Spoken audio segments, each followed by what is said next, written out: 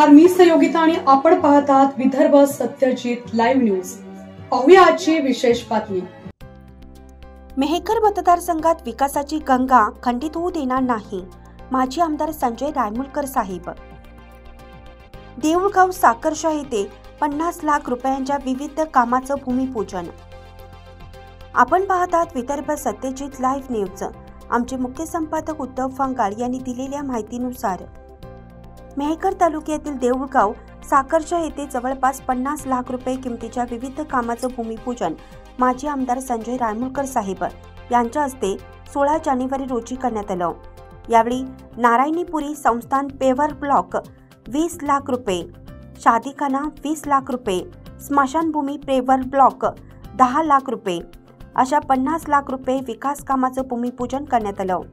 यावेळी देऊळगाव साखरशा येथील सरपंच संदीप अलाट, गौरव देशमुख, भिका गायकवाड, अरुण गायकवाड, दिलीप नवत्रे, गणेश अलाट, सुधाकर गायकवाड, गणेश पाटील, हाफिज साहब, संतोष रोतळे, रामा महाराज, तेजू सेठ, नहार साही गायकवाड, अमोल नवत्रे, सागर allot, Krishna Chavan, BM Rathod, माणिक राठोड, रितेश दुगड यांच्यासह गावकरी व शिवसैनिक मोठ्या संख्येने उपस्थित होते। यावेळी रायमुलकर साहेब पुढे बोलताना म्हणाले की मागील 2.5 वर्षाच्या काळामध्ये मुख्यमंत्री एकनाथराव शिंदे साहेब असताना मेहकर मतदारसंघासाठी केंद्रीय मंत्री प्रतापराव जाधव साहेब यांच्या मार्गदर्शनाखाली जवळपास 4 ते 4.5 हजार कोटी रुपयांची विकास कामे आणलेली आहेत। ही कामे मोठ्या प्रमाणात मेहकर तालुक्यातील प्रत्येक गावामध्ये सुरू आहेत। एक विकासाची गंगा आपल्या मेहकर मतदारसंघात मुख्यमंत्री एकनाथराव शिंदे साहेब यांच्या माध्यमातून राबवण्यात येत आहे। ही विकासाची गंगा कुठेही खंडित होऊ देणार नाही। मी जरी पराभूत झालो असलो तरी महाराष्ट्रात महायुतीचीच बहुमताने सत्ता आहे। आपण सत्तेमधले आमदार आहोत, त्यामुळे आपल्याला निधी बिलकुलही कमी पडणार नाही। तर अगोदरची जवळपास 3000 कोटी रुपयांची कामे अजून बाकी आहेत। इतरही कामे लवकरात लवकर मंजूर होऊन ज्या गावामध्ये अजून विकास झाला नसेल त्या ठिकाणी उर्वरित कामे करून देण्यात येणार आहेत।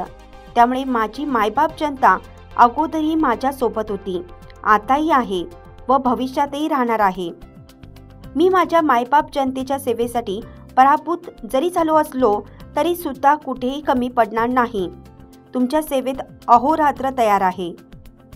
मला कधीही फोन करा, मी तुमच्या सेवेत हजर आहे, असंही रायमुलकर साहेब यांनी यावेळी सांगितलं।